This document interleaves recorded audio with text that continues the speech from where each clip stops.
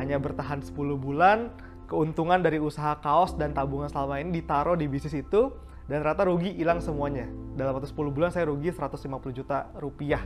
Halo, nama saya Yasa Paramita Singgi. Saat ini saya sebagai seorang wirausaha, saya menjabat sebagai co-founder dan CEO dari Fortius, sebuah perusahaan holding yang memegang dan mengelola beberapa brand lifestyle, mulai dari sepatu Republic, ada juga brand skincare, dan ada beberapa brand lifestyle lainnya.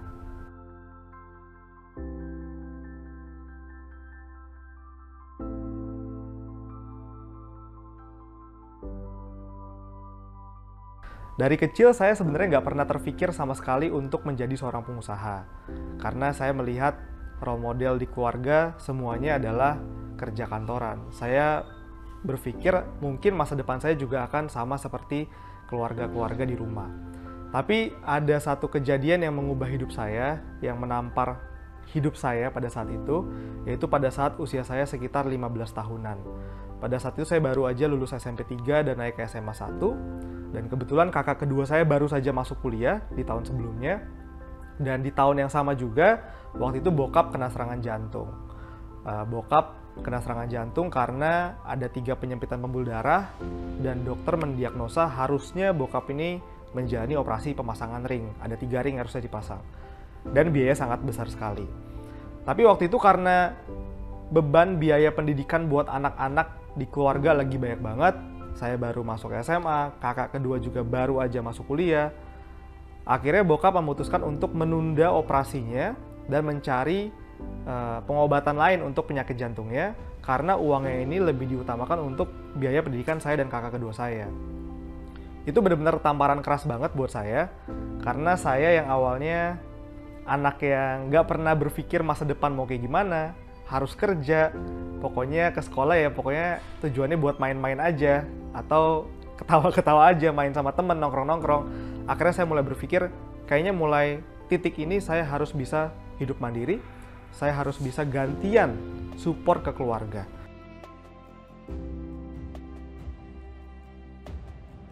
Saya orang yang sangat dekat sekali sama bokap, bener-bener deket banget, bisa ngobrol sebebas itu, senyaman itu, ngobrol apapun, bener-bener terbuka banget juga sama bokap. Dan hampir semua yang ada di hidup saya hari ini itu terinfluence sama bokap.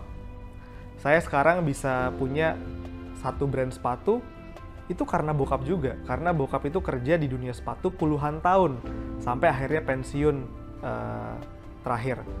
Dan saya bisa mulai bisnis sepatu ya karena bokap jadinya. Karena dari kecil, hidup saya terinfluence dengan sepatu. Pergi ke mall pasti diajaknya ke toko sepatu. Kalau di rumah, banyak banget box-box sepatu. Mobil juga isinya sepatu. Kalau pergi kemana-mana pasti ngomonginnya sepatu. Sehingga saya secara gak sadar, udah kayak terbrainstorming soal sepatu. Makanya pas saya pengen mulai bisnis waktu itu, salah satu bisnis yang kepikiran dan akhirnya terus berjalan sampai sekarang adalah sepatu.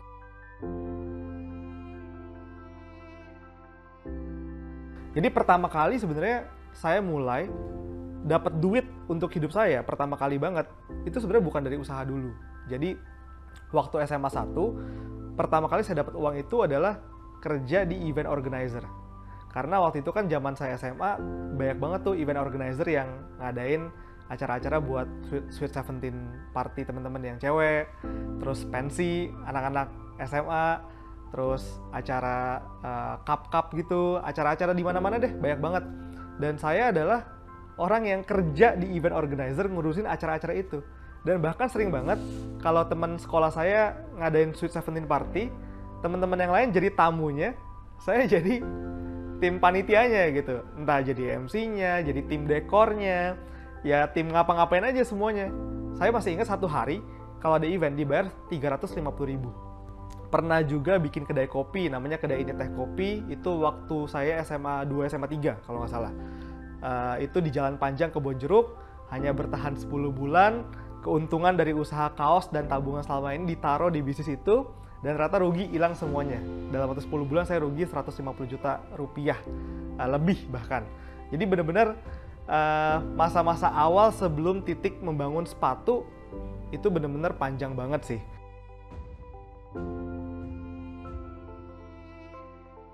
paling sulit selama di bisnis sebenarnya pada saat ngejalanin si sepatu ini. Waktu itu masih namanya Men's Republic, sekarang namanya udah Republic. Sangat berbeda permasalahan pada saat kita baru mau memulai bisnis, sudah memulai bisnis, lalu pada saat omset 1 juta, 10 juta, 100 juta, 1 miliar, bebannya beda. Dulu saya pikir kayaknya kalau saya udah punya omset sekian miliar, kayaknya hidup udah selesai deh, udah tenang, udah pokoknya santai-santai aja. Tapi ternyata bener-bener nggak kayak gitu. Justru semakin tinggi kita, semakin kenceng anginnya, masalahnya semakin banyak. Saya pernah berada di titik-titik paling parah. Mungkin ini sekitar 2018-19. Waktu itu saya pernah mengalami satu masalah di bisnis di mana adanya mismanagement, lalu saya juga kehilangan semangat di dalam bisnis, sehingga performa di bisnis menurun, banyak banget kesalahan-kesalahan yang dibikin, nggak ngerti laporan keuangan, nggak ngecek laporan keuangan sama sekali, nggak manage tim dengan baik, salah hire orang, salah bikin perencanaan produksi, budget marketing yang boncos kebanyakan, semua eksekusinya salah. Sampai akhirnya saya harus menanggung hutang sebesar 1,5 miliar. Pada saat itu rasanya bener-bener takut banget, bahkan saya sampai gak punya keberanian untuk buka WhatsApp. Karena setiap kali buka WhatsApp tuh panik, deg-degan, takut ada tagihan hutang. Setiap kali saya lihat laporan keuangan, dapat laporan dari tim finance and accounting saya, itu perut saya sampai kram. Jadi bukan hanya sampai psikis, tapi sampai fisiknya aja tuh ikut berdampak juga gitu.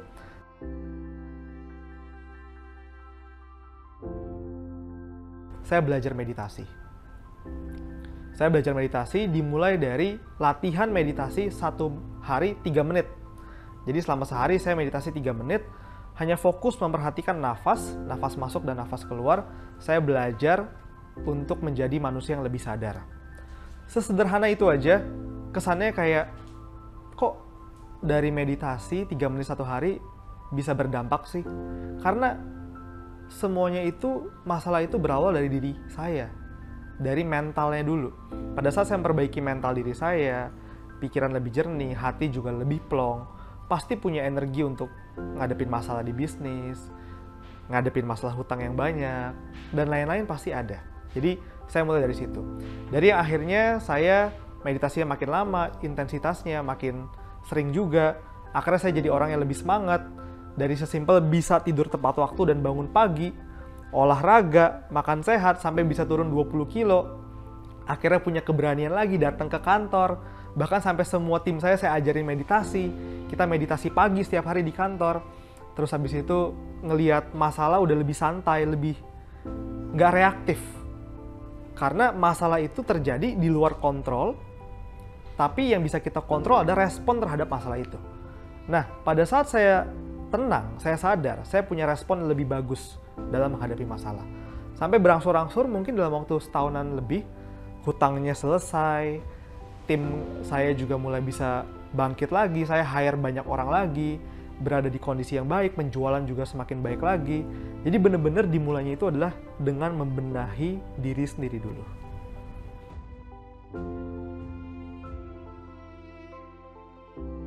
Mimpi untuk membuat sebuah brand sepatu, Men's Republic, terus sekarang jadi Republic, sebenarnya itu bukan hanya mimpi saya. Itu adalah mimpi papa saya juga.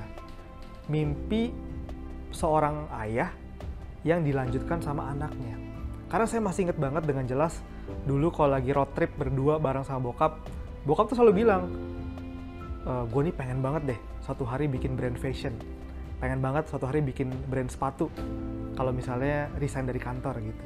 Tapi belum tercapai sampai akhirnya bokap resign dari kantor, pensiun dari kantor.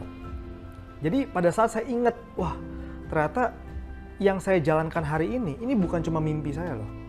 Ini ada mimpi bokap juga di sini. Bahkan bukan cuma ada mimpi bokap, ada doa, ada harapan, ada hati dari para tim karyawan, pengrajin yang dititipkan di sini. Pas ketemu sama mereka, pulang dari pabrik, ketemu sama perajin, semuanya ikut doain, Mas Yasa, semoga laku ya, semoga laris ya produk yang kali ini ya. Itu energinya tuh besar banget. Dan di situ rasanya nggak punya pilihan untuk mundur. Karena ngelihat matanya, ngelihat harapan mereka, ngelihat doa mereka yang begitu tulus, ngedoain supaya brand ini bisa maju, itu rasanya gak punya pilihan untuk mundur. Itu yang membuat selalu akhirnya saya memutuskan untuk maju lagi. Kayaknya masih bisa lagi deh, masih bisa lagi deh.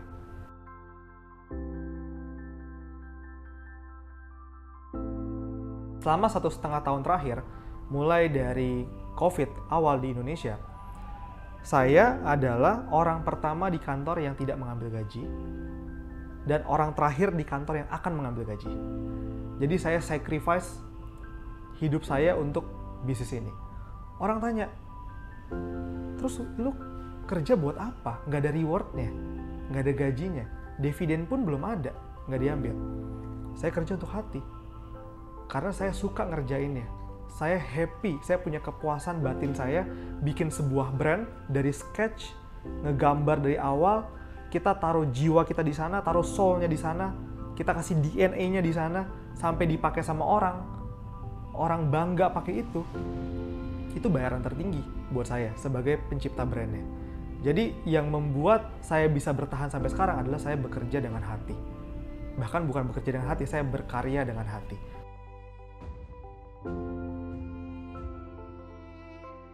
Berkarya itu nggak ada kenal selesai. Berkarya itu nggak ada kenal pensiun. Berkarya itu selesai sampai kita mati. Jadi menurut saya perjuangan saya ini belum selesai dan tidak akan pernah selesai.